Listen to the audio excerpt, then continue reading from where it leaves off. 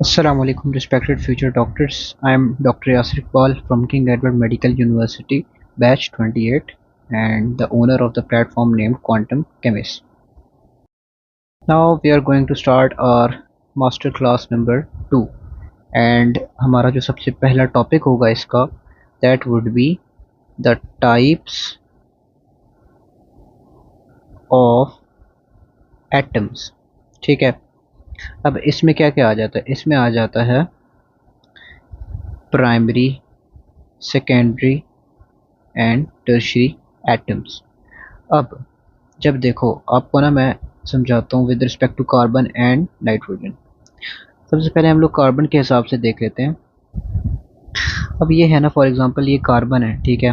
Carbon primary form में भी exist कर सकता है, सेकेंडरी फॉर्म में भी एग्जिस्ट कर सकता है, टर्शियरी फॉर्म में भी एग्जिस्ट कर सकता है। प्राइमरी फॉर्म में ये कार्बन जब होगा, अगर हम कहें कि ये कार्बन एटम इज प्राइमरी, तो दैट मीन्स कि वो कार्बन एटम जो है further attach to one carbon atom, ठीक है। मतलब वो कार्बन अगर एक भी कार्बन से जुड़ा है तो उसको हम प्राइमरी कहेंगे।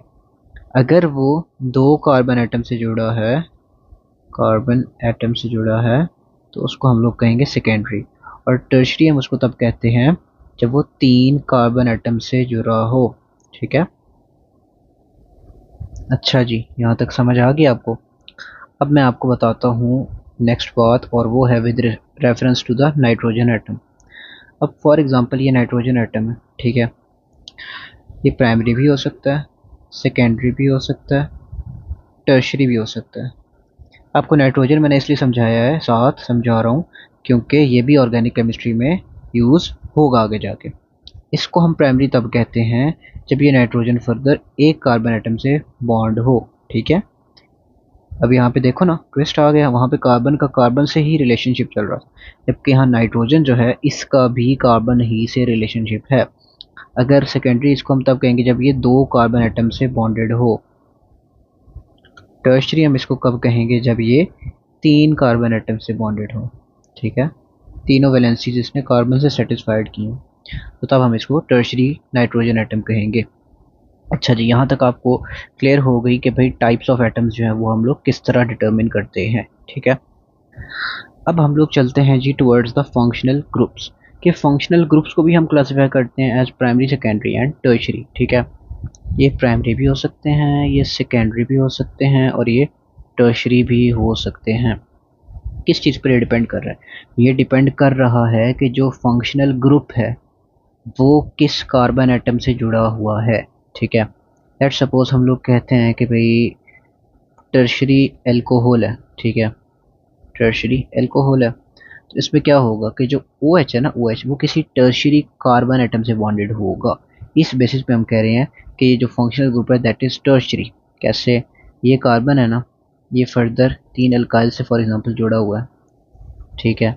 और ये यहाँ पर इसके OH लगा है, so this is called as a tertiary alcohol. क्यों? क्योंकि ये जो आपके पास OH है, ठीक है, ये जिस कार्बन एटम से बॉन्डेड है that is a tertiary carbon atom, ठीक है। इस बेसिस पे हम क्लासिफाई करते हैं कि कोई फंक्शनल ग्रुप प्राइमरी है, सेकेंडरी है या टर्शियरी है।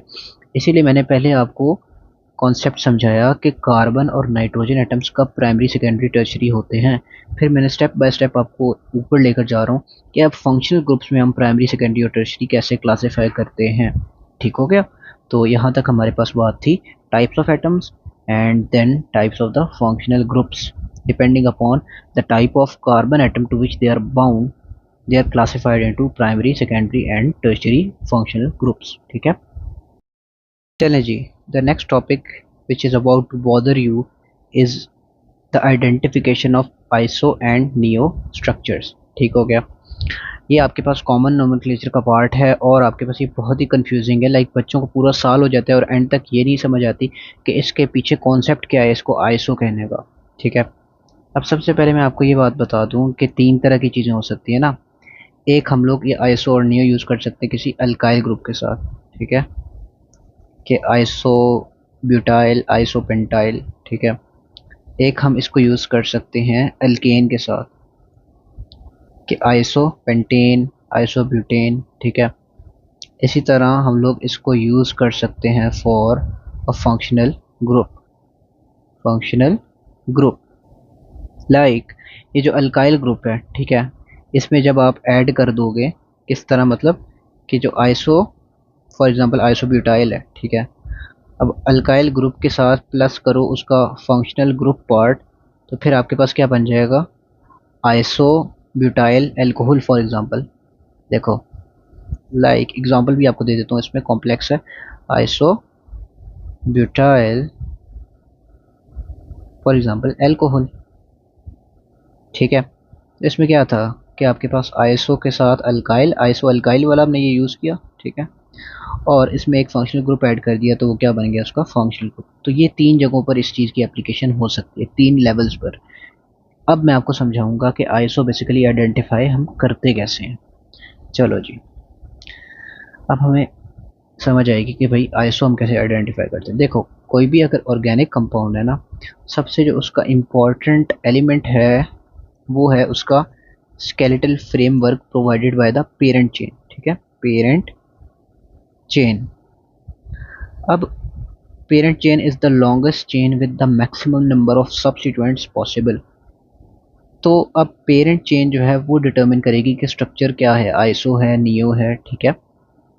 अब सबसे पहले ना आपको मैं एक बात जनरल बताता हूँ कि ये कार्बन एटम का स्केलेटन है ना, कार्बन एटम का स्केलेटन है कोई भी, इसमें लेफ्ट साइड से सेकंड नंबर वाला जो कार्बन है ना, लेफ्ट साइड से सेकंड नंबर वाला कार्बन, उसके ऊपर जब भी मिथाइल लगा होगा तो आपके पास ना ये एक इसकी बेस बन जाएगी, ठीक है। अब इसको मैं ऐसे करके हाईलाइट कर, ये जो आपके पास है ना स्ट्रक्चर, लाइक ये एक मिथाइल, देन ये सी एच, देन ये सी एच थ्री, ये कंबाइन हो के आपके पास किसकी आइडेंटिफिकेशन पॉइंट है, आईडी पॉइंट फॉर, जिस तरह किसी भी चीज़ का शनाख्ती कार्ड होता है ना, उस तरह ये आईडी है for iso structure, left side से सेकंड नंबर पर मिथाइल। अब डिपेंडिंग अपॉन कि ये स्ट्रक्चर है क्या, हम इसको तीन चीज़ों में स्टडी कर सकते हैं, ठीक है। ये देखें, सबसे पहले हम लोग देखें कि फॉर एग्जांपल ये है मिथाइल लगा हुआ, ठीक है, ये सी एच लगा हुआ है, ये आपके पास सी एच थ्री है सेकेंड नंबर पर, to make it iso group, और ये सी एच थ्री है। तो ये क्या है, एक दो तीन चार, चार कार्बन वाला, और ये है क्या, अल्केन है, और ये है कौन सा, आइसो, तो ये होगा आइसो ब्यूटेन, ठीक है। अब हम इसको इससे अलग लेवल पर स्टडी करते हैं, लाइक ये देखें, यही आपके पास है मिथाइल सी एच थ्री, और अब आपने ये याद रखना है कि जब आप एक आइसो ब्यूटाइल स्ट्रक्चर बनाओगे, आइसो ब्यूटाइल बनाओगे, तो आपने जो मिथाइल लगाया था वो तो आपने लगाया था लेफ्ट से सेकंड नंबर पर, लेकिन जब आप अल्काइल ग्रुप बनाओगे, ठीक है, आइसो में अल्काइल ग्रुप बनाओगे, तो हाइड्रोजन किस साइड से रिमूव करोगे, राइट साइड वाले टर्मिनल कार्बन से, यानी इस वाली टर्मिनल कार्बन से रिमूव करोगे, ठीक है। फॉर एग्जांपल आपने आइसोपेंटाइल बनाना होता तो उसमें भी आप राइट के टर्मिनल कार्बन से एक हाइड्रोजन रिमूव करते, तब आइसोपेंटाइल बनता। अब ये देखो, ये आया सी एच टू है, इसकी वैलेंसी खाली है, इसको हम क्या कहेंगे, आइसो ब्यूटाइल ग्रुप, ठीक है। ये हमने सीख लिया आइसो में अल्काइल कैसे बनाते हैं। अब हम समझते हैं जी आइसो में फंक्शनल ग्रुप कैसे बनाते हैं। देखें ये सी एच थ्री, उसी तरह सी एच थ्री, और ये सी एच टू जो था ना, ठीक है, लाइक वो जो आइसो का अल्काइल था, उसके साथ जब आप कोई भी फंक्शनल ग्रुप लगा दोगे, फॉर एग्जांपल ओ एच, तो ये क्या बन जाएगा, उसी का फंक्शनल ग्रुप फॉर्म बन जाएगी, आइसो ब्यूटाइल एल्कोहल, ठीक हो गया। आई होप आपको मेरी बात समझ आ गई होगी। हमने आइसो को पहले समझा, फिर हमने उसको थ्री डिफरेंट लेवल्स पर अप्लाई किया और सीखा कि वो हम लोग किस तरह स्ट्रक्चर फॉर्म करते हैं। अच्छा जी, तो अब हम लोग जो सीखने जा रहे हैं that is regarding the concept of neo structures. देखो उसी तरह ना आपको मैं ना बताता हूँ कि पेरेंट चेन है, ठीक है, एक कार्बन्स की जो है ना, ये पेरेंट चेन है। जस्ट अ सेकेंड, इसको थोड़ा सा नीचे मूव कर लें ताकि आसानी हो बनाने में। अच्छा, लेफ्ट साइड से उसी तरह सेकंड नंबर वाला कार्बन, लेफ्ट साइड से सेकंड नंबर वाला कार्बन, इसके ऊपर एक मिथाइल यहाँ, एक मिथाइल यहाँ, ठीक है। तो जब आप दो मिथाइल्स लगा दोगे उस लेफ्ट साइड से सेकंड नंबर वाले कार्बन पर, तो this is the identification point of a neo structure. ठीक है। यहाँ से ये होता हुआ ये आपके पास बेसिस है फॉर द नियो स्ट्रक्चर। अब आप इसको 3 डिफरेंट लेवल्स पर उसी तरह स्टडी कर सकते हो। आपको मैं दिखा भी देता हूँ ताकि आपको आसानी हो सके। ठीक है, नियो में सबसे जो छोटा स्ट्रक्चर बन सकता है दैट इज नियो, कौन सा भला सोचें, नियो ब्यूटाइल बन सकता है? ऑब्वियसली नो, क्योंकि नियो ब्यूटाइल कैसे बनेगा? यहाँ पे साथ ही हाइड्रोजन लगा दोगे। ऑब्वियस बात है, यहाँ पे आपने कार्बन लगाना है ना इस चेन में। तो जब आप कार्बन लगाओगे 3, तो फिर आपके पास यहाँ पे 2 आए तो टोटल 5 हो जाएंगे। तो मिनिमम जो बन सकता है नियो में वो नियो पेंटाइल है या नियो पेंटेन है या नियो पेंटाइल एल्कोहल है। ठीक है, 3 लेवल्स पर। अब देखो जी, अब हम इसको बनाकर देख लेते हैं एक दफ़ा। मिथाइल, स्पीड में बनाते हैं। मिथाइल, मिथाइल, ठीक है, CH2 एंड सॉरी, अब इसको हम पहले लेवल पर स्टडी करें तो दिस विल बी CH3। तो ये आपके पास क्या हुआ जी, नियो पेंटेन। ठीक है, पहले लेवल पर आपने स्टडी कर लिया कि ये एक अल्केन है। अब हम लोग देखते हैं जी इसी को दूसरे लेवल पर, और दूसरा लेवल जो हमारा है दैट इज़ अल्काइल। ठीक है, नियो में अल्काइल। तो आपने यहाँ से बेसिकली सिर्फ एक हाइड्रोजन रिमूव किया और आपके पास क्या बन गया, नियो का पेंटाइल ग्रुप बन गया। ठीक है, और आपने हाइड्रोजन कहाँ से रिमूव किया भला? राइट साइड के टर्मिनल कार्बन से आपने हाइड्रोजन रिमूव करना है। ठीक है, जब आपने अल्काइल बनाना होता है तो राइट साइड के टर्मिनल कार्बन से आपने हाइड्रोजन को रिमूव करना होता है। अच्छा जी, अब देखो, अब हम लोग इसको तीसरे लेवल पर लेकर जाते हैं एंड इसी को ही हम लोग कोशिश करते हैं कि जस्ट अ सेकेंड,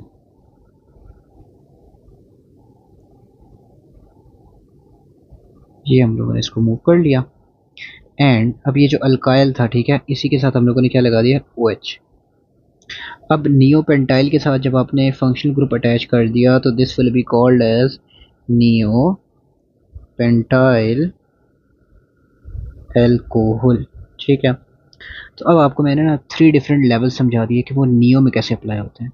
अब आपको इसमें ना बड़ी एक काम की बात बताता हूँ कि आपने ना आइसो भी समझ लिया है, आपने ना नियो भी समझ लिया है। अब आपको फॉर एग्जांपल आइसो में इलोंगेशन करानी पड़ती है कि लाइक आइसो में आपने बड़ा स्ट्रक्चर बनाना है, तो वो कैसे बनाओगे? आपको जो मैंने बताई ना आईडी पॉइंट, ये इसकी आईडी पॉइंट थी और ये इसकी आईडी पॉइंट थी। आईडी पॉइंट हमेशा कांस्टेंट रहेगा, तभी तो पता लगेगा कि ये नियो, ये आइसो है और ये नियो है। अब अगर आपने इसको इलोंगेट करना है तो ये यहाँ पे ये जो राइट वाली चेन है ना, चेन की राइट साइड, इस तरफ से कार्बन एटम्स बढ़ाते जाओ। ठीक है, तो आपके पास नियो में बड़ा स्ट्रक्चर बनता जाएगा। ये आपके पास क्या था, नियो का क्या था, ब्यूटेन, ओ सॉरी, आइसो का क्या था, ब्यूटेन था। यहाँ से आप इस मिथाइल के साथ एक और जो है वो अटैच कर लो, मिथाइल, इसको CH2 करके इसके साथ मिथाइल लगा दो तो वो क्या बन जाएगा, आइसो का पेंटेन। ठीक है, इसी तरह इस साइड से आप चेन इलोंगेट करते जाओगे तो बड़ा मेंबर बनता जाएगा। आपने जो है आईडी पॉइंट को कांस्टेंट रखना है। आईडी पॉइंट यहाँ पे क्या है, ये वाला स्ट्रक्चर। ठीक है, आईडी पॉइंट कांस्टेंट रख के राइट साइड से चेन को इलोंगेट करोगे तो आइसो और नियो में बड़ा मेंबर बनता जाएगा। इसी तरह आप देखो नियो में बड़ा मेंबर कैसे बनाना है, तो ये इसका आईडी पॉइंट है। ठीक है, इस आईडी पॉइंट को कांस्टेंट रख के इस वाले मिथाइल की तरफ से इलोंगेशन करते जाओगे तो वो उससे बड़ा मेंबर बनता जाएगा। ठीक है, इलोंगेशन के लिए आपने सिर्फ ये बात याद रखनी है। चलो जी, अब हम लोग चलते हैं नेक्स्ट कॉन्सेप्ट की तरफ। Starting with our next topic that is regarding the determination of planarity of a molecule, हम लोग सबसे पहले समझ लेते हैं कि इसकी जो कंडीशंस हैं वो क्या है। ठीक है, कि कोई भी मॉलिक्यूल ओवरऑल प्लानर है या नहीं, इसकी क्या कंडीशन हो सकती है। इसकी जो सबसे मेन कंडीशन है वो ये है कि every atom that is hybridized within the molecule must be either sp और sp2 hybridized। या तो वो आपके पास हो sp hybridized या वो हो sp2 hybridized। इसके अलावा उस मॉलिक्यूल के अंदर कोई भी एटम किसी और हाइब्रिडाइजेशन में मौजूद होगा तो वो मॉलिक्यूल ओवरऑल प्लानर नहीं रहेगा। अब हम ना इस बात को एग्जांपल से समझते हैं। हम लोग मूव करेंगे फ्रॉम बेसिक टू एडवांस्ड, और आपने भी इन टच रहना है, यहीं पर छोड़ नहीं देना कि बहुत बेसिक बातें हो रही हैं। अभी देखें, सबसे जो पहली एग्जांपल मैं आपको दे रहा हूँ दैट इज़ रिगार्डिंग इथीन। ठीक है, अब इसमें कौन सा एटम हाइब्रिडाइज हो रहा है? हाइब्रिडाइजेशन का एक रूल आपको याद होना चाहिए जो मैंने बताया था कि हर वो एटम जो दो या दो से ज़्यादा बॉन्ड्स बनाए, यानी या तो वो दो बॉन्ड्स बनाए या दो से ज़्यादा बॉन्ड्स बनाए, तो वो हमेशा हाइब्रिडाइज होगा। कोई भी एटम जिसने सिर्फ एक बॉन्ड बनाया हो वो हाइब्रिडाइज नहीं होगा। अब यहाँ पर देखो, तो आपको देख के ही पता लग गया होगा कि इस कार्बन ने 3 सिग्मा बॉन्ड्स बनाए हैं, लोन पेयर नहीं है और आपके पास नेगेटिव चार्ज भी नहीं है। तो आंसर क्या आएगा? 3। 3 आपके पास आया आंसर, तो इसका मतलब होता है sp2 configuration. Same goes for this carbon as well. ठीक है, तो यहाँ पर ये ओवरऑल मॉलिक्यूल को हम क्या कह देंगे कि भाई ये प्लानर मॉलिक्यूल है। अब देखो, अब आपको मैं एग्जांपल देता हूँ बेंजीन की, कि बेंजीन प्लानर है तो वो क्यों है। ये देखें जी, ये एक हम लोगों ने प्यारा सा बेंजीन बना लिया। ये देखो, इसका हर कार्बन एटम, ये देखो ये वाला कार्बन, ये वाला कार्बन, ये वाला कार्बन, ये वाला कार्बन, ये वाला कार्बन और ये वाला कार्बन, हर कार्बन ने 3 सिग्मा बॉन्ड्स बनाए हैं। लोन पेयर 0 है और नेगेटिव चार्ज भी 0 है। आंसर क्या आएगा हर कार्बन के लिए? यहाँ पर 3, यानी sp2 कन्फिग्रेशन। तो जब सब के सब कार्बन यहाँ पर sp2 कन्फिग्रेशन में है तो ये ओवरऑल बेंजीन का मॉलिक्यूल भी क्या होगा? प्लानर होगा। ठीक है, अब हम चलते हैं थोड़ी सी इससे कॉम्प्लेक्स एग्जांपल की तरफ। That will be my favourite known as styrene.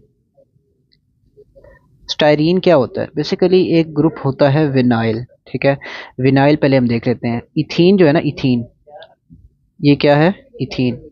Ethene में से आप क्या करो, एक हाइड्रोजन निकाल दो। This group is called as vinyl group. ठीक है, अल्केन में से एक कार्बन निकालते थे तो क्या बनता था? अल्काइल। इसी तरह यहाँ पर इथीन में से एक हाइड्रोजन निकालोगे तो बनेगा विनाइल। सॉरी, अल्केन में से एक हाइड्रोजन निकालो तो अल्काइल बनता है ना, इसी तरह इथीन में से एक हाइड्रोजन निकालो तो ये बना विनाइल।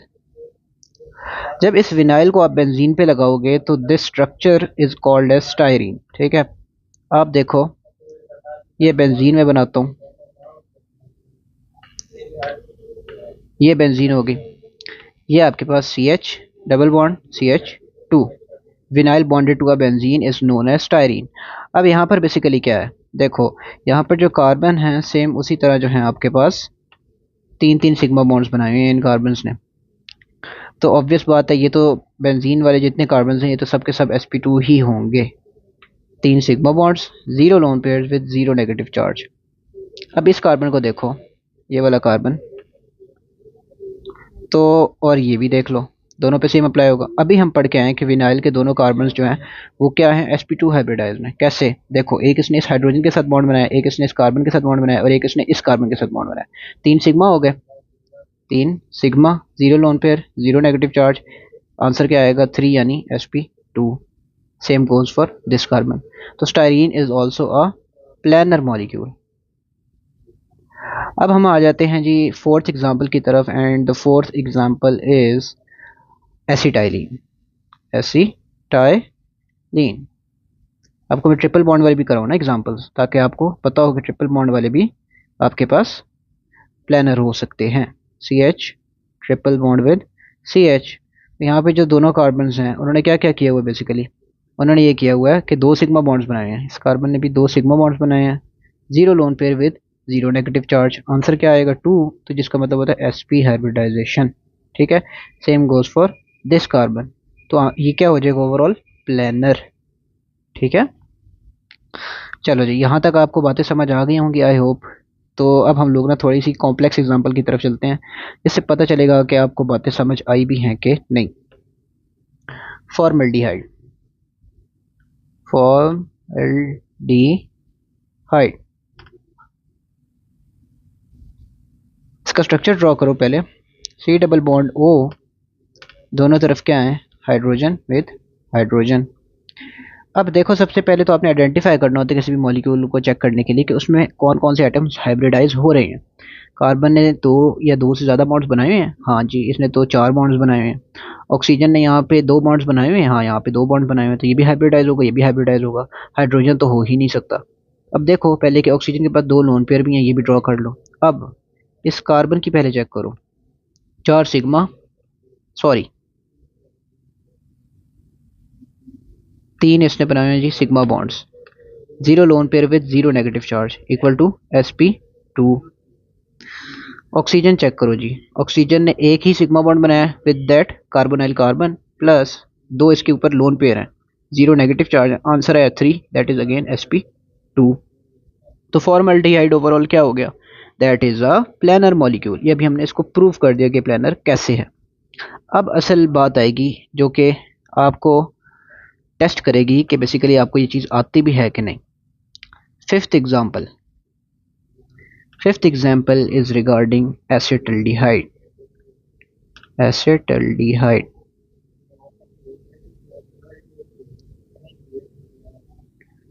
अब कार्बोनाइल बनाओ पहले, एक तरफ हाइड्रोजन और एक तरफ बनाओ methyl.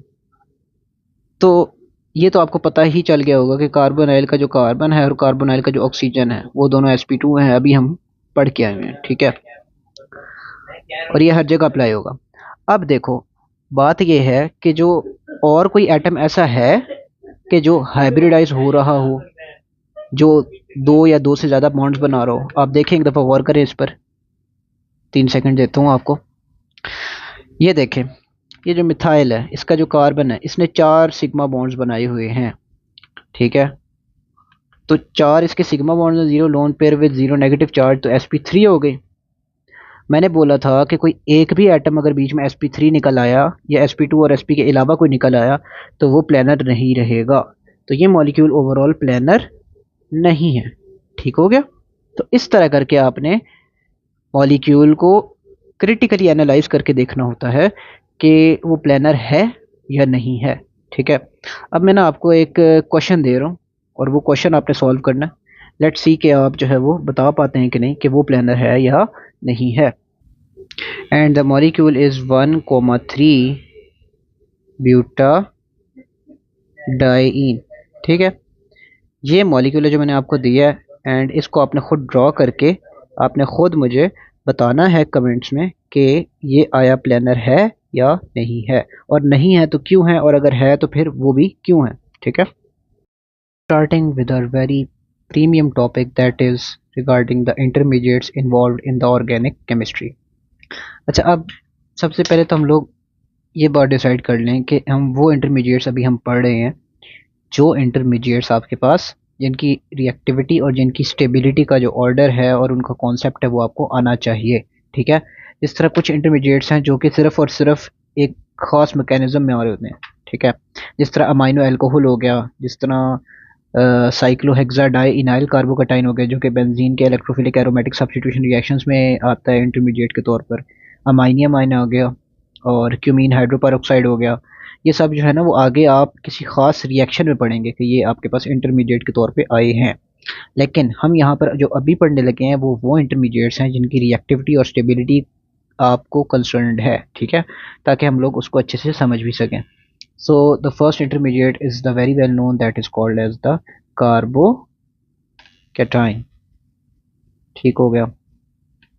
The second one is obvious बात है, इसका साथ वाला कार्ब एनाइन। देन आ जाता है जी एक फ्री रेडिकल। देन आ जाता है आपके पास ऑक्सोनियम आइन, और इसके बाद आपके पास आ जाता है नंबर 5 पर एल्कोक्साइड आइन। अब हम लोग ना इनकी आइडेंटिफिकेशंस देखते हैं जल्दी जल्दी ताकि याद रहें। कार्बन पे पॉजिटिव चार्ज, कार्बन पे नेगेटिव चार्ज, कार्बन के ऊपर अनपेयर्ड इलेक्ट्रॉन, ठीक है। ऑक्सीजन के ऊपर पॉजिटिव चार्ज, ऑक्सीजन के ऊपर नेगेटिव चार्ज। तो यहाँ तक आपको बेसिकली समझ आ गई होगी कि इंटरमीडिएट को पहचानना कैसे है। ठीक है, नाम सुन के आपके माइंड में ये चीज़ें आनी चाहिए। अब मैं आपको एक रूल एक्सप्लेन कर देता हूँ कि जिस रूल की बेसिस पर हम लोगों ने डिटरमिन करना होता है कि स्टेबिलिटी और जो रिएक्टिविटी है वो हम लोग किस तरह लिंक करते हैं इनकी। तो यहाँ पर हम लोग हेडिंग दे देते हैं गोल्डन रूल्स की। ठीक हो गया। Starting with the first rule, और जो हमारा पहला रूल है वो ये कहता है कि स्टेबिलिटी जो है ना, stability it is always inversely proportional to reactivity. लेकिन सबसे इंपॉर्टेंट बात तो अभी मैंने नहीं बोली, और वो ये है कि with in the same species. ठीक है, एक स्पीशी के अंदर जब आप बात करोगे तो सिर्फ और सिर्फ तब अप्लाई होगा ये रूल। ठीक है, जब भी कोई दो स्पीशीज को कंपेयर करके बातें कर रहे होगे तो आपने समझ जाना है कि वहां पे ये रूल नहीं अप्लाई हो रहा। अप्लाई ये रूल तब हो रहा है जब एक ही स्पीशी के अंदर बात कर रहे हो, और स्पीशी कौन कौन सी हो सकती। That species is any one of these five: कार्बोकटाइन, कार्बेनाइन, free radical, oxonium आइन और एल्कोक्साइड आइन। तो अगर आप इन स्पीशीज के अंदर विद इन दिस स्पीशी बात करो, विद इन कार्बोकटाइन बात करो तब भी ये रूल अप्लाई होगा, विद इन एल्कोक्साइड आइन बात करो तब भी ये रूल अप्लाई होगा। ठीक है, हर स्पीशी के अंदर, अपने अंदर जब आप ये बातें करोगे तो तब stability is inversely proportional to the reactivity. Next rule की तरफ चलते हैं जी, एंड दैट इज कि जो चार्ज की डेंसिटी होती है, चार्ज डेंसिटी, इसका इनवर्स रिलेशन होता है विद स्टेबिलिटी का। ठीक है, इसकी रीज़न क्या है कि जितनी चार्ज डेंसिटी कम होगी, ठीक है, चाहे ये जो है वो एक पॉजिटिव चार्ज है, चाहे ये जो है वो एक नेगेटिव चार्ज है, जितनी उसकी चार्ज डेंसिटी कम होगी उतनी इसकी स्टेबिलिटी ज़्यादा होगी, और जितनी इसकी जो चार्ज डेंसिटी है वो ज़्यादा होगी उतनी स्टेबिलिटी फिर कम होगी। ठीक है, तो यहाँ तक बातें क्लियर हो गई। अब हम लोग समझ सकते हैं आसानी से कि इनका जो स्टेबिलिटी रिएक्टिविटी का ऑर्डर है वो क्या है। देखो, सबसे पहले ना हम लोग कार्बोकटाइंस समझ लेते हैं। ठीक है, नंबर 1 पर हम लोग डील करने लगे हैं कार्बोकैटाइंस को। अब जो कार्बोकैटाइंस हैं, पहले हम लोग देख लेते हैं कि इनका स्ट्रक्चर किस तरह बन रहा है। ये देखो, ये आपके पास एक सिंपल कार्बोकैटाइन है। पहले ना हम लोग इसको बना लेते हैं। ठीक है, पॉजिटिव पॉजिटिव पॉजिटिव पॉजिटिव। अब यहाँ पर देखो, यहाँ पर हम लोग ना इंट्रोड्यूस करा रहे हैं, यहाँ पर 3 अल्काइल ग्रुप्स हैं, यहाँ पर 2 अल्काइल ग्रुप्स हैं, यहाँ पर 1 अल्काइल ग्रुप है, यहाँ पर कोई अल्काइल ग्रुप नहीं है। ठीक है, आई होप आपको यहाँ तक बातें क्लियर हुई होंगी। अब इससे आगे हम लोगों को दो बातें पता होनी चाहिए। एक बात ये कि जो अल्काइल ग्रुप है वो पॉजिटिव इंडक्टिव इफेक्ट शो करता है, अपने इलेक्ट्रॉन्स को डोनेट करता है, electron donating inductive effect show करता है। यानी फॉर एग्जांपल ये अल्काइल ग्रुप है तो ये इस कार्बन की तरफ इलेक्ट्रॉन्स को फोर्स करेगा। ठीक है, जब इसकी तरफ फोर्स करेगा तो जो पॉजिटिव चार्ज की डेंसिटी है वो ऑटोमेटिकली कम हो जाएगी, और जितनी कम होगी उतना ज़्यादा जो है वो हम कहेंगे ये चीज़ स्टेबल हो गई है। अब आप देखें यहाँ पर 3 अल्काइल ग्रुप्स यही काम करने में लगे हुए हैं। यानी हम ये कह सकते हैं कि जो अल्काइल ग्रुप है that is a stabilising factor for the carbocation. अब यहाँ पे 3 स्टेबल कर रहे हैं इसको, यहाँ पे 2 हैं, यहाँ पर सिर्फ 1 है, और यहाँ पर है ही नहीं। ठीक है, तो इससे हमें क्या पता चलेगा कि ये जो है, अगर आप स्टेबिलिटी का ऑर्डर लगाओ, ऑर्डर ऑफ स्टेबिलिटी, तो ये जो है ना tertiary carbocation that will be the most stable carbocation. Then यहाँ पर आ जाता है सेकेंडरी कार्बोकैटाइन, देन यहाँ पर आ जाता है प्राइमरी कार्बोकैटाइन, और सबसे एंड पे ये मिथाइल कार्बोकैटाइन। तो ये आपको समझ आ गई होगी कि ये जो है मैंने जो लिखा है that is the stability order.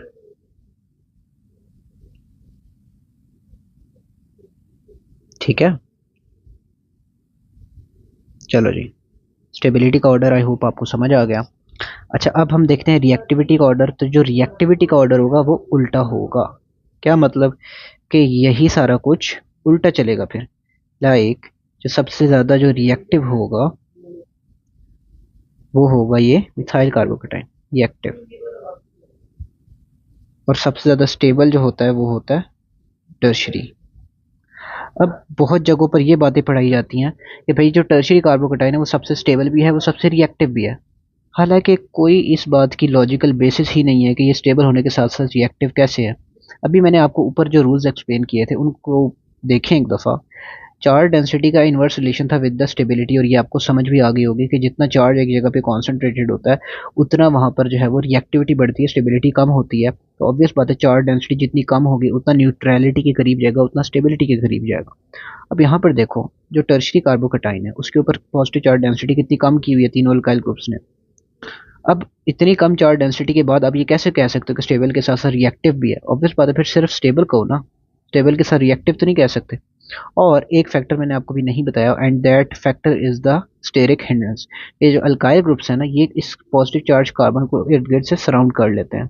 जिस तरह ये आपके पास पॉजिटिव चार्ज कार्बन है ना, तो ये यहाँ से एक अल्काइल ग्रुप के सराउंड किया हुआ है, प्रोटेक्ट कर रहा है। ये यहाँ से दूसरे अल्काइल ग्रुप के सराउंड किया है, प्रोटेक्ट कर रहा है। और ये यहाँ से तीसरे अल्काइल ग्रुप ने सराउंड किया है, प्रोटेक्ट कर रहा है। प्रोटेक्ट किससे कर रहा है? कोई भी चीज़ जिसके ऊपर नेगेटिव चार्ज होगा, ठीक है, कोई भी चीज़ जिसके पास लोन पेयर होगा, कोई भी चीज़ जिसके ऊपर डबल या ट्रिपल बॉन्ड होगा, ऑब्वियस बात है कि वो इस पॉजिटिव चार्ज की तरफ अट्रैक्ट होकर इसके ऊपर अटैक करेगा। और ये क्या चीज़ें हैं, ये जो अभी आपको मैंने चीज़ें बताई हैं ये क्या चीज़ें हैं? दीज आर द इनकमिंग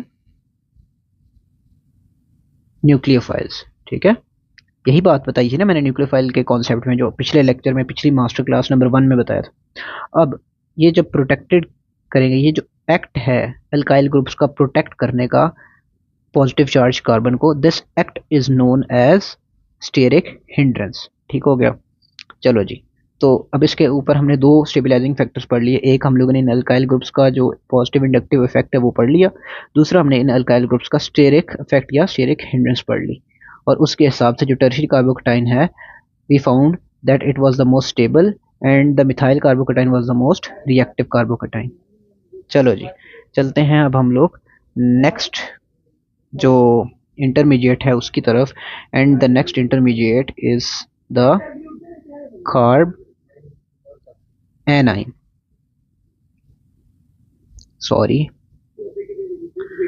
अच्छा जी, अब यहाँ पर ना सारा कुछ सेम होगा, मैं आपको ना समझाता हूँ। इसको कॉपी ही कर लेते हैं।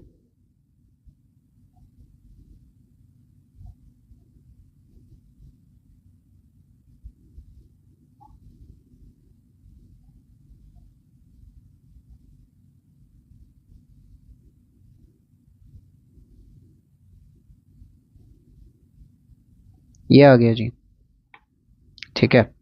अब हम लोग देखते हैं जी इसमें क्या चेंजिंग आई है।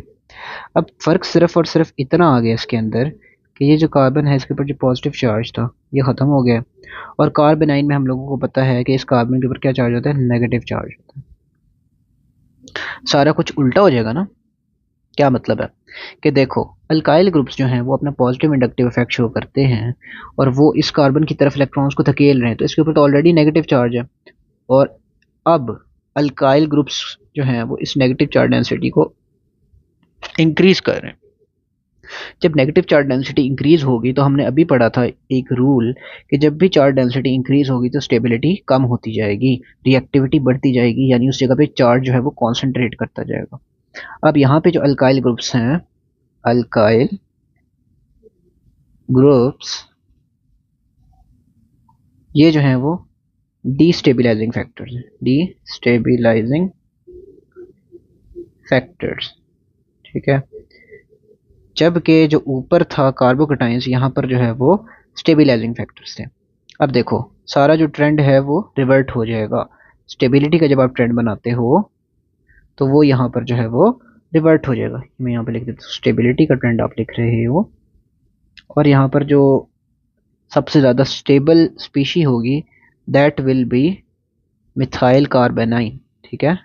अब स्टेबिलिटी इस तरफ शिफ्ट होगी क्योंकि यहाँ पर कोई भी अल्काइल ग्रुप नहीं है जो कि यहाँ पर इस नेगेटिवली चार्ज कार्बन पर इलेक्ट्रॉन डेंसिटी को इंक्रीज करे, क्योंकि चार्ज डेंसिटी यहाँ पर जब सबसे कम है कंपेयर टू द रिमेनिंग कार्बेनाइंस, तो इस वजह से हम कहेंगे कि ये सबसे ज़्यादा जो है वो स्टेबल है। तो यहाँ पे हम लिख देते हैं सबसे ज़्यादा stable, and this will be the most reactive. ठीक हो गया। आई होप आपको यहाँ तक बातें समझ आई होंगी। अब हम लोग एक चीज़ और देखते हैं। अब हमारे लिए चीज़ें समझना बहुत आसान हो गया। क्यों? क्योंकि देखो वही चीज़ अप्लाई हो रही है अब हर जगह। ठहरे, ये देखें जी,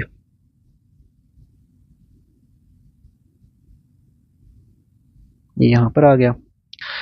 अच्छा, अब हम लोग ना सिर्फ चेंजेस लेकर आते हैं यहीं पर। अब हम लोग जो इंटरमीडिएट पढ़ने जा रहे हैं थर्ड नंबर पर, that is a free radical. ठीक है, फ्री रेडिकल पढ़ने जा रहे हैं हम जी। फ्री रेडिकल में क्या होता है? फ्री रेडिकल में फ़र्क सिर्फ इतना है कि ये जो कार्बन है, ठीक है, इसके ऊपर पॉजिटिव चार्ज नहीं है, ना ही इसके ऊपर कोई नेगेटिव चार्ज है। ठीक हो गया। इसके ऊपर सिर्फ इतना फ़र्क है कि ये जो कार्बन है इसके ऊपर एक अनपेयर्ड इलेक्ट्रॉन है। यहाँ पर भी एक अनपेयर्ड इलेक्ट्रॉन है, यहाँ पर भी अनपेयर्ड इलेक्ट्रॉन, यहाँ पर भी अनपेयर्ड इलेक्ट्रॉन है, यहाँ पर भी अनपेयर्ड इलेक्ट्रॉन है। यानी जो कार्बन है उसका वैलेंस शेल जो है वो कंप्लीट नहीं है, उसमें एक इलेक्ट्रॉन की कमी है। और अगर उसके अंदर एक इलेक्ट्रॉन की अभी कमी है, इसका मतलब वो इलेक्ट्रॉन डेफिशिएंट है। और इलेक्ट्रॉन डेफिशिएंट होने का मतलब ये किसके साथ कंपेरेबल है? ये बिल्कुल कंपेरेबल है with the case of carbocation. ठीक है, वहाँ पर कंप्लीट पॉजिटिव चार्ज था, ठीक है, यानी वो इलेक्ट्रॉन डोनेट कर चुका था अपना। और यहाँ पर यह है कि इसके ऊपर एक इलेक्ट्रॉन मौजूद है, एक की उसको ज़रूरत है।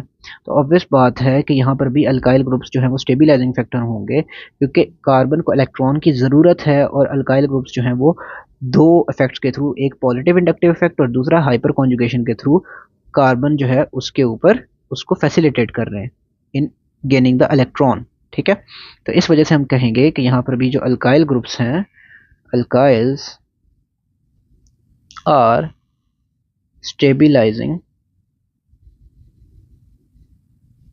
फैक्टर्स। ठीक है, अल्काइल ग्रुप्स जो है यहाँ पर भी स्टेबिलाइजिंग फैक्टर्स हैं। अब देखो, एक तो उसी तरह अल्काइल ग्रुप्स जो हैं वो आपके पास कर रहे हैं प्रिवेंट, किस चीज़ को प्रिवेंट कर रहे हैं? किसी भी अटैक को, लाइक कोई भी न्यूक्लियोफाइल आके इस इलेक्ट्रॉन डेफिशिएंट कार्बन पर अटैक ना कर सके। और वो कौन सा इफेक्ट है इसका?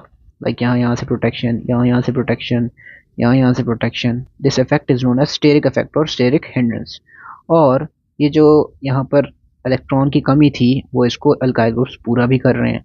तो ऑब्वियस बात है कि सबसे ज़्यादा स्टेबल वही होगा जिसमें ज़्यादा अल्काइल होंगे। तो अगर आप स्टेबिलिटी का ऑर्डर लगाओ यहाँ पर, स्टेबिलिटी का ऑर्डर लगाओ, तो that will B tertiary free radical सबसे ज़्यादा स्टेबल, देन सेकेंडरी और देन प्राइमरी। अब आप यहाँ पर लिखो अगर कि सबसे ज़्यादा स्टेबल कौन सा है, तो ये सबसे ज़्यादा स्टेबल है। इसका ऑर्डर बिल्कुल सेम है एज दैट ऑफ कार्बोकैटाइन।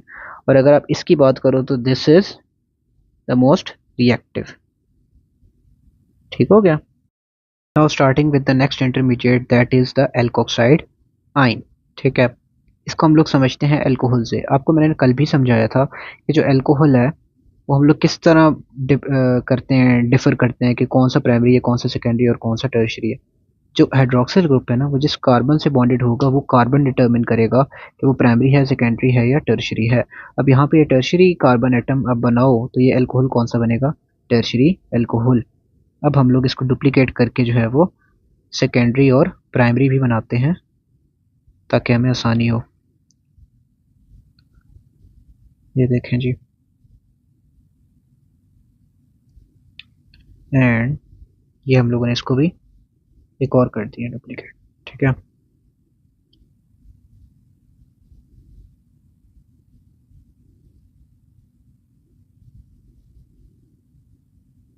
चलें जी, ये चार आपके पास अल्कोहल बन गए। अब सबसे पहले इसको एल्कोक्साइड आइन बनाना है तो आपको प्रोटॉन को रिमूव करना पड़ेगा। ये प्रोटॉन रिमूव हो गया, यहाँ का, यहाँ का, यहाँ का। प्रोटॉन जब आप करोगे रिमूव तो यहाँ पे ऑक्सीजन के ऊपर क्या आ जाएगा, नेगेटिव चार्ज। ठीक है, अब मुझे यहाँ पे ये बताओ कि अल्काइल ग्रुप्स जो हैं वो स्टेबिलाइजिंग फैक्टर्स होंगे या डीस्टेबिलाइजिंग फैक्टर्स होंगे। तो ऑब्वियस बात है अल्काइल ग्रुप्स जब अपना पॉजिटिव इंडक्टिव इफेक्ट शो करेंगे, ठीक है, वाया हाइपर कॉन्जुगेशन इफेक्ट, तो ऑब्वियस बात है इस ऑक्सीजन की तरफ जब इलेक्ट्रॉन्स पुश होंगे तो नेगेटिव चार्ज डेंसिटी जो है वो बढ़ा देंगे, और जब नेगेटिव चार्ज डेंसिटी बढ़ाएंगे तो ये इसको डीस्टेबिलाइज कर देंगे स्ट्रक्चर को। ठीक है, तो एल्कोक्साइड आयन में अल्काइल ग्रुप्स जो हैं, अल्काइल ग्रुप्स दे आर डीस्टेबिलाइजिंग। चलो जी, यहाँ तक आपको बात समझ आ गई होगी।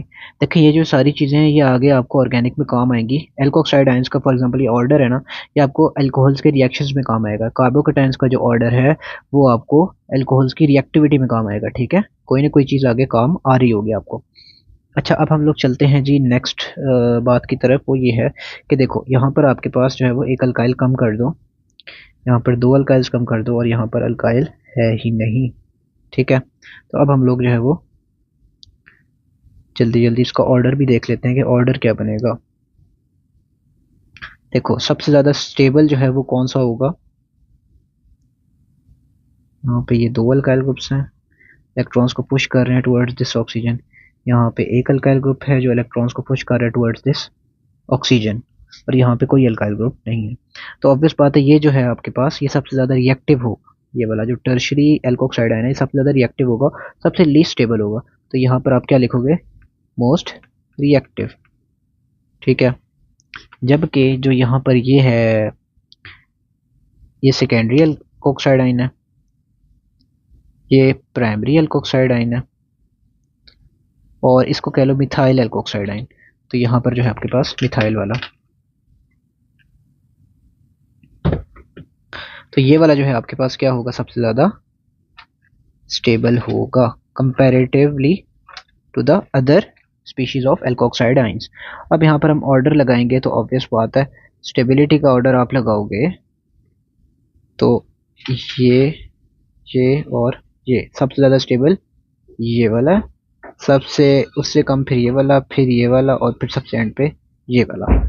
तो आई होप आपको ये बातें समझ आ गई होंगी। चलते हैं जी नेक्स्ट, आपके पास इंटरमीडिएट जो है वो इंटरमीडिएट आपके पास है फिफ्थ वन, ऑक्सोनियम आइंस। ठीक है, कि ऑक्सोनियम आइन जो इंटरमीडिएट है ये आपके पास, हम इसकी रिएक्टिविटी स्टेबिलिटी को कैसे समझेंगे। अब देखो इसमें सिर्फ और सिर्फ फ़र्क इतना है कि जो ऊपर हम लोगों ने पढ़ा था सारा कुछ वही है। ठीक है, ये जो हमने यहाँ पढ़ा है सारा कुछ बिल्कुल वही है, सिर्फ और सिर्फ जो यहाँ पर है ना ऑक्सीजन, और हाँ ऑक्सीजन, उसके ऊपर यहाँ पर नेगेटिव चार्ज था, और वहाँ पर जो है वो क्या चार्ज आ जाएगा, पॉजिटिव चार्ज। ठीक है, चलो जी इसको किया डुप्लीकेट, चले कर गए, और ये हमने पेस्ट कर दिया। देखो भाई इसमें क्या फ़र्क है, इसमें फ़र्क ये है कि ऑक्सीजन के ऊपर यहाँ भी पॉजिटिव चार्ज है, यहाँ भी पॉजिटिव चार्ज है, यहाँ भी पॉजिटिव चार्ज है, और यहाँ भी पॉजिटिव चार्ज है। ठीक है, अब देखो बात ये है कि जो अल्काइल ग्रुप्स पहले पॉजिटिव इंडक्टिव इफेक्ट शो करके ऑक्सीजन के ऊपर नेगेटिव चार्ज डेंसिटी बढ़ा रहे थे in case of alkoxide ion, तो यहाँ पर जब वो अपना पॉजिटिव इंडक्टिव इफेक्ट शो करेंगे तो वो ऑक्सीजन के ऊपर जो पॉजिटिव चार्ज की डेंसिटी है उसको क्या कर देंगे, कम कर देंगे। ठीक है, पॉजिटिव चार्ज की जो डेंसिटी है उसको कम कर देंगे, और जब पॉजिटिव चार्ज डेंसिटी कम होगी तो ओवरऑल ये चीज़ न्यूट्रलिटी की तरफ जाएगी, और न्यूट्रलिटी की तरफ जाने की वजह से स्टेबिलाईज होगी। तो यहाँ पर हम क्या लिखेंगे, this is the most stable, जो टर्शरी ऑक्सोनियम आइन होगा वो सबसे ज़्यादा स्टेबल, और जो मिथाइल वाला ऑक्सोनियम आइन होगा that will be the most reactive compare to others.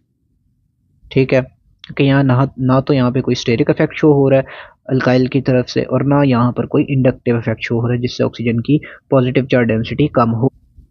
तो अब हम लोग यहाँ पे स्टेबिलिटी का ऑर्डर लगाते हैं, तो स्टेबिलिटी का ऑर्डर इस तरफ शिफ्ट होगा कि जिसमें ज़्यादा अल्काइल हैं वो ज़्यादा स्टेबल है। ठीक है, तो this was all about the stability and reactivity of the intermediates involved in the organic chemistry.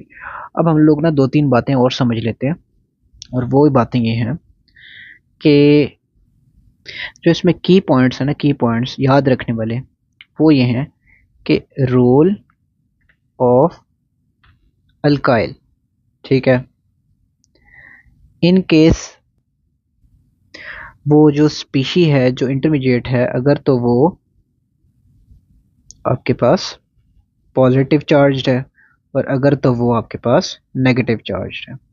देखो अल्काइल का काम क्या होता है कि वो इलेक्ट्रॉन डेंसिटी को बढ़ाते हैं, ठीक है, इलेक्ट्रॉन डेंसिटी को बढ़ाते हैं।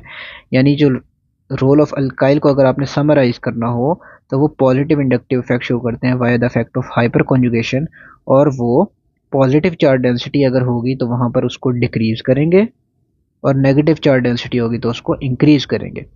और अगर कोई भी चार्ज डेंसिटी कहीं पर बढ़ती है तो बढ़ाने की वजह से ओवरऑल हम उसको क्या कहेंगे कि वो चीज़ उसको अनस्टेबल कर रही है, तो ये डीस्टेबलाइजिंग फैक्टर के तौर पे काम करेंगे अगर नेगेटिव चार्ज होगा तो। और अगर पॉजिटिव चार्ज होगा तो उस केस में अल्काइल ग्रुप्स जो हैं वो स्टेबलाइजिंग फैक्टर के तौर पे काम करेंगे। क्लियर हो गया। अब आपको खुद समझ होनी चाहिए कि आपसे कोई भी इंटरमीडिएट अगर पूछ लिया जाए तो आपको इतना पता होना चाहिए कि उसमें पॉजिटिव चार्ज है या नेगेटिव चार्ज है, और फिर आप आराम सुकून से उसका स्टेबिलिटी और रिएक्टिविटी ऑर्डर बता सकते हो। अब पॉजिटिव में हमने कौन कौन से पढ़े हैं जी? पॉजिटिव में हम लोगों ने एक तो पढ़ा है कार्बोकेटाइन, और हमने पढ़ा है यहाँ पर फ्री रेडिकल, क्योंकि इसका भी जो बिहेवियर था वो कार्बोकेटाइन के कंपैरेबल ही था, ठीक है। क्यों? क्योंकि इसके ऊपर भी जो इलेक्ट्रॉन्स की जो है वो डेफिशिएंसी थी। अब आ जाते हैं हम लोग ऑक्सोनियम आयंस पे। तो ये आपके पास एक तरह की समरी होगी कि पॉजिटिव चार्ज में ये अल्काइल्स जो हैं वो स्टेबलाइजिंग फैक्टर के तौर पे काम करते हैं by decreasing the positive charge density. और कौन कौन से इंटरमीडिएट्स हैं? कार्बोकेटाइंस, फ्री रेडिकल्स और ऑक्सोनियम आयंस। अब आ जाते हैं हम जी नेगेटिव चार्ज पे। तो नेगेटिव चार्ज में जो है वो हम लोगों ने दो ही पढ़े हैं। एक हमने पढ़ा है कार्ब का एनाइन, कार्ब का एनाइन, और एक हमने पढ़ा है ऑक्सीजन में एल्क ऑक्साइड आइन। ठीक हो गया। तो आई होप आपको जो है ये इंटरमीडिएट्स की रिएक्टिविटी और उनकी जो स्टेबिलिटी का जो कॉन्सेप्ट है वो क्लियर हो गया होगा। और सबसे ज़्यादा इसमें इम्पॉर्टेंट अगर कोई मैं आपको बात बताऊं तो वो ये थी कि यहाँ पर बताया जाता है कि जो टर्शरी कार्बोकेटाइंस हैं they are the most stable and the most reactive. तो ये कॉन्सेप्ट जो है वो बिल्कुल गलत है, और उसको मैंने आपको ऊपर लॉजिकली प्रूव करके दिया है कि कौन कौन से फैक्टर स्टेबिलिटी और रिएक्टिविटी को रिलेट कर रहे होते हैं। और एक और बात ये याद रखनी है आपने कि जो हम लोग ये ट्रेंड बताते हैं ना कि reactivity is inversely proportional to stability, ये हमेशा within the same species apply होगा। जब आप स्पीशीज चेंज करोगे तो फिर ये रिलेशन अप्लाई नहीं होगा। ठीक हो गया।